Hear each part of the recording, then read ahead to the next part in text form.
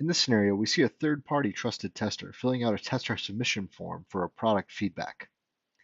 In this case, they're filling out a Google form, pushing in a bunch of information related to their test, a bunch of personal identifiable information.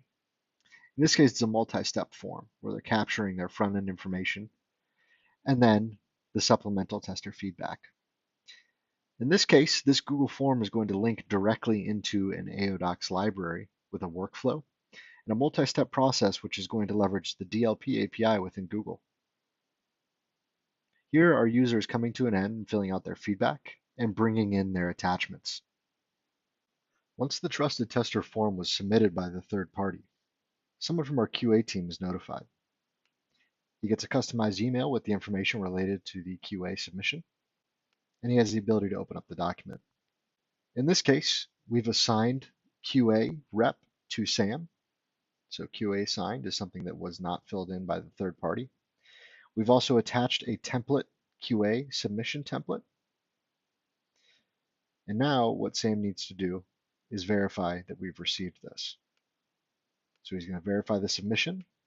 And for a QA document control perspective, we're going to make the comment mandatory from an audit perspective. Now that we've validated the submission from our third-party tester, Sam has to go ahead and do his QA verification step. In this case, that just means reaffirming that the data is correct and issuing the reward. During that workflow transition, we've done a couple of things. Number one, we still have our screenshot from our trusted tester, but we also have our form that's now been filled out with that metadata we've collected, putting information into placeholders that we had established. This means that Sam doesn't have to go in and manually rekey a bunch of data that was already captured. We've also renamed the attachment to fall in line with that file naming convention that we've established. Now all Sam needs to do as a user is pull his Amazon gift card and send it to the address that was submitted by our trusted tester, and then click our reward issued Boolean. Once he saves this, he's now going to be able to take his next step. In this case, he needs to take this feedback from our trusted tester group and submit it out to our dev team. Now that we've submitted it, we are in the QA verified, submitted to dev state. The information is locked from a QA perspective.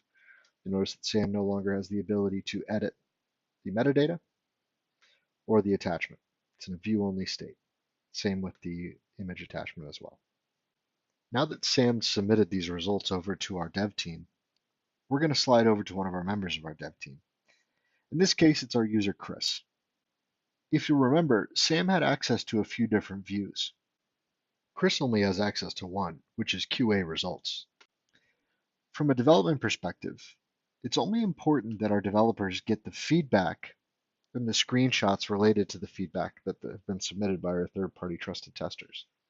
In this case, our dev team has access to the 4 most recent submissions that we've had. The one at the bottom is the submission that Sam just created for Chris. In this scenario, we've run our attachments against the Google DLP API and have actually redacted all PII related to these submissions.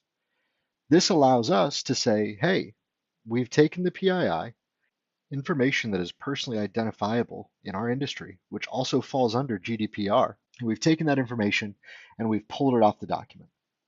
So in this case, there's no document history. It's view only. And we've taken all this information and replaced it with the info types.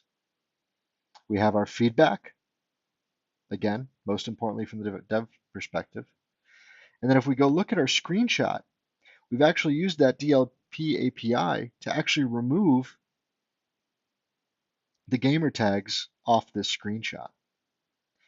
So there's no way for our dev team to go in and pull information that would be personally identifiable from our trusted tester group. This is unbiased feedback. It's information to where we were able to take standard info types, which would be your first name, your last name, your address, your email, your phone number, but we were also able to customize it, take information like a gamer tag and apply PII and DLP rule sets against that to redact this information.